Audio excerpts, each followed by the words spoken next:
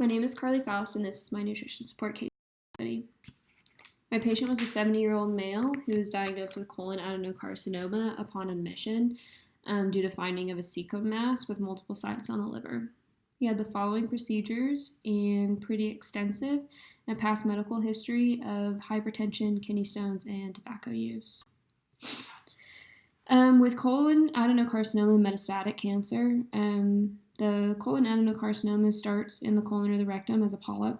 Treatment includes surgery, radiation therapy, and chemotherapy, and the standard MNT is increased needs, tube feeding, preventing malabsorption and malnutrition.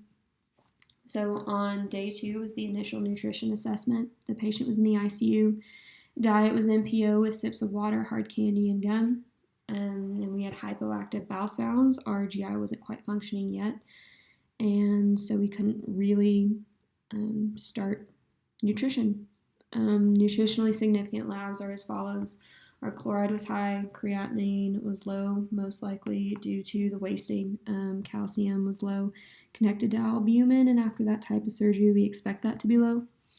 Bilirubin was pretty high, and we did have half of our liver taken out.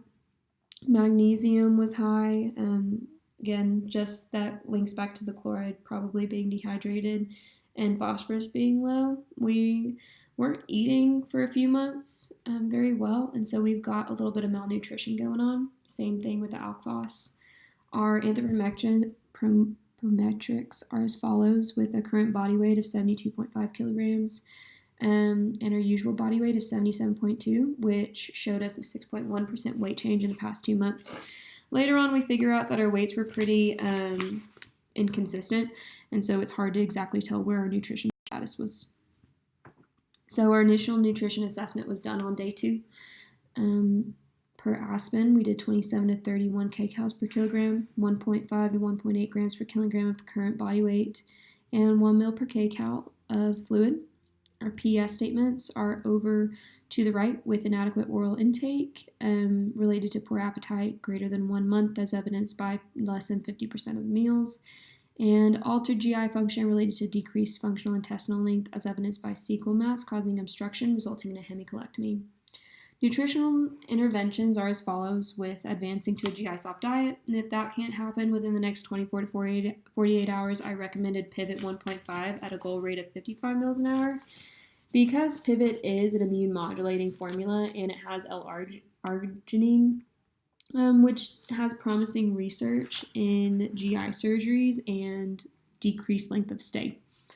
If this was unable to happen and we did not get nutrition within the next 4 days, I recommended TPN with 130 grams of amino acids and 345 grams of dextrose, meeting 100% of protein and 86% of kcal needs. Then initiating intralipids if we were to keep the TPN going 7 to 10 days. Chest x-ray was done, no pancreatitis, but we did have pneumonia, started on vancomycin, and we started Peptamen. And if we take a look at our labs, like I mentioned earlier, the alk-phos was low.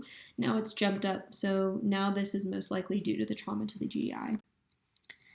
We had a change in status, and our patient was now extubated, and the tube feeding is running at goal. We have a high output, so there was some question as to if we should stop tube feeding or not. Before that question could come through and things happen, our patient was advanced to an oral diet. And so advanced to GI soft, intake was still pretty bad, kept the NG tube in just in case he wasn't going to eat very well or we didn't tolerate our PO diet.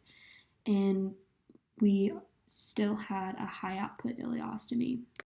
By day 10, the patient, we switched him over to nocturnal feeds in order to promote oral intake because he just was not eating and complaining of being full. Our ostomy output had now leveled out, and at this point, we can look at the labs and see that our sodium had now dropped. Pretty much with that high ostomy output, we can infer that that's what causes the sodium to drop. So intervention-wise, I agree with the diet order. I agree with switching over to nocturnal feeds in order to promote PO intake, because oncology came, talked to the patient, he wants to switch over to palliative care, and so we can infer that the patient's about to go home pretty soon. So we really wanted him to get going on eating food at home because he did not have a PEG at this time. And he did not want to be tube fed. So we really wanted to get him going on his oral intake. And by day 13, he was discharged on palliative care. Here is a summary of the labs. So we can see our chloride was high, most likely with dehydration. BUN was high, most likely to the increased catabolism. Same thing with the low creatinine.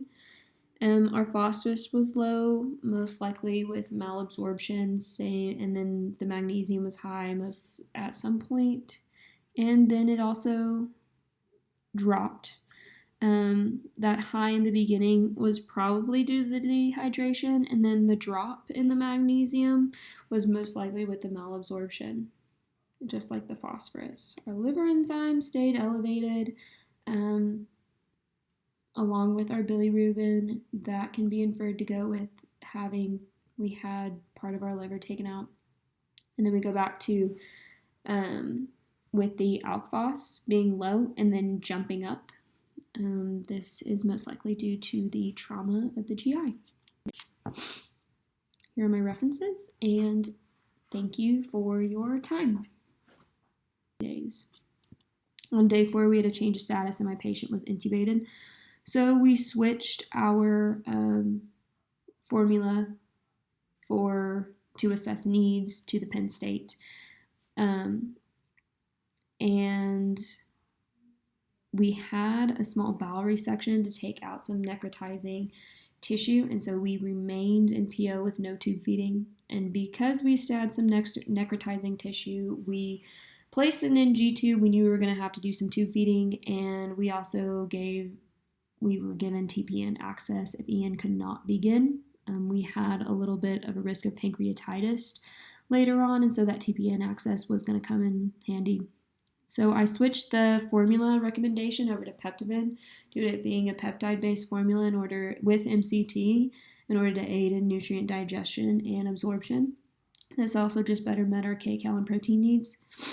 Then with TPN, I changed the recommendation over to 130 grams of amino acids and 225 grams of dextrose, with lipids coming in within 7 to 10 days.